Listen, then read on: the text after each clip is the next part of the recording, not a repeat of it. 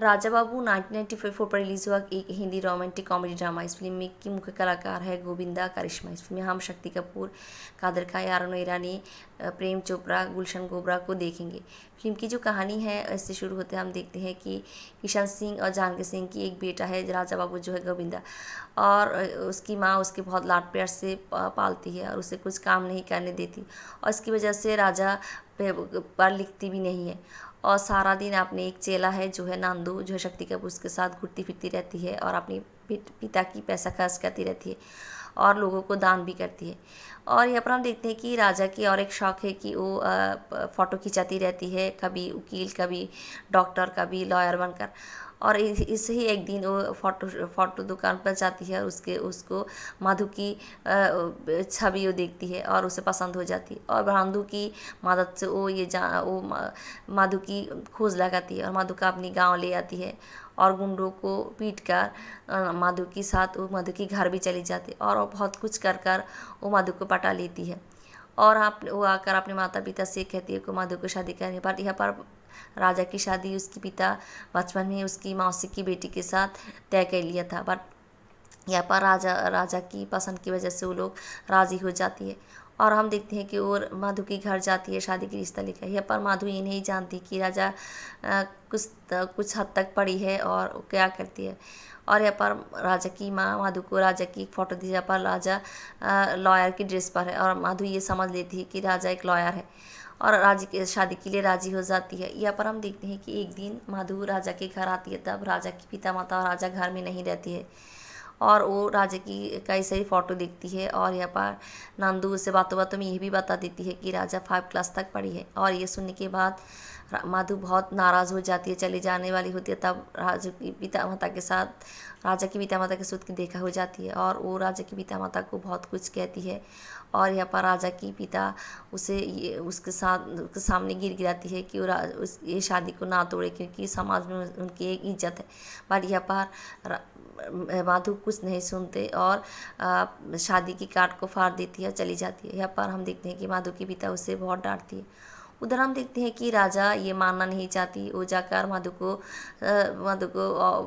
बहुत समझाना चाहती है, और ये बात यहाँ पर मधु नहीं समझाती। वो राजा को ये कहती है कि वो आत्महत्या कर ले, कि राजा यहाँ पर चली आती है। उधर हम देखते हैं कि राजा के पिता भी राजा की शादी फिर एक बार उसकी मौसी की बेटी के साथ तय कर देती है, पर यह बार राजा मानना नहीं चाहती, और वो मौसी को भी बहुत कुछ कहती है, पर मौसी क्रोधित हो जाती है और वो राजा की सच्चाई कहती है कि राजा एक अनाथ है, और उसको वो ही आनकर उसकी माँ की कोल में माँ के पास दिया था। ये सुनने के बाद राजा बहुत विचलित हो जाती है और वो टूट जाती है, और वो अपने पिता माता से माफ़ी मांगती है, और अपने पिता को ये कहती है कि वो अपने पिता की इच्छा से शादी करेगी।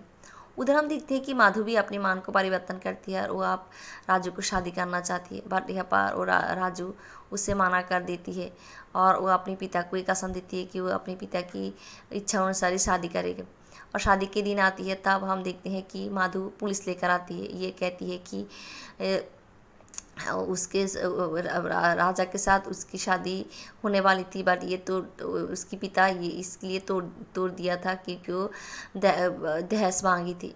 और हम देखते हैं कि यहाँ पर पुलिस कहती है कि शादी नहीं होगी, और वो माधु ये भी कहती है कि राजा भी उसके साथ है। और राजा की पिता ये सुनने के बाद राजा के ऊपर बहुत नाराज़ होती है और उसे बहुत डांटती है और उसे घर से बाहर कर देती है। और यहाँ पर राजा की माँ अभी गुस्सा होकर राजा के साथ चली आती है।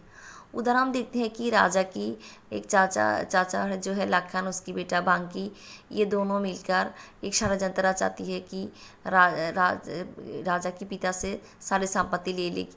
और हम देखते हैं कि हम देखते हैं कि वो जाकर राजा अपनी माँ के साथ और एक जगह पर आती है, उसके जाकर कुछ कहती है, और राजा की पिता को जाकर कुछ कहती है। ऐसे दोनों में अनबन कर देती है, और परिस्थिति ये हो जाती है कि राजा की पिता उनकी सारी संपत्ति उसकी चाचा लखन की और एक बेटा अमावस्या उसे देने वाली होती है।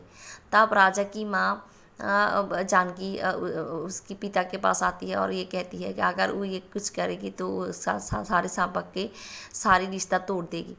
यहाँ पर हम देखते हैं कि राजा अपनी माँ की हालत देखकर ये तय करती है कि कुछ करेगी। वो जाकर अपने पिता को ये कहती है कि वो लोग चली जाएगी इस शहर छोड़कर, बट एक रात के लिए उसकी माँ के साथ वो समय बिताने के लिए। और हम देखते हैं कि वो अपनी माँ को उसके पिता के पास भेजती है, ऐसे दोनों में मील कराती। और हम देखते हैं कि यहाँ पर ये अब उसकी माँ जब उसकी पिता के घर आती है तब ये सब कुछ देख लेती है बांकी, और वो जाकर अपने पिता से लखन से कहती है, और दोनों मिलकर और एक चाल चलती है, और वो जाकर पुलिस को कहती है कि राजा जो किसान मानी राजा की पिता के असली बेटे नहीं, उसकी वजह से वो उन्हें मार देगी। और हम देखते हैं कि लाखन और बांकी जाकर राजा की पिता माता को पकड़ लेती है, और राजा यहाँ पर अपनी पिता माता को बचाने आती है, बट यहाँ पर पुलिस आकर उसे पकड़ कर ले जाती है। और हम देखते हैं कि यहाँ पर राजा की चाचा लाखन की और एक बेटा जो अमावस्या है, वो जब भोले वाला थे वो अपनी राजा की पिता माता को बचाती है, और यहाँ पर माधु आकर उन लोगों को ले जाती है। उधर हम देखते हैं कि राजा भी पुलिस से चकमा देकर छूट जाती है, और आकर छूट आकर अपने पिता माता को बचाती है लाखन और बांकी की गुंडों से, जो उन लोगों को फिर एक बार पकड़ लिया था। और हम देखते हैं कि वो राजा अपनी चाचा लाखन और बांकी को सजा भी देती है।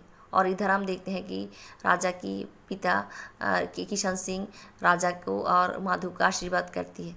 ऐसे समाप्त होती इसमें की कहानी। धन्यवाद। राजा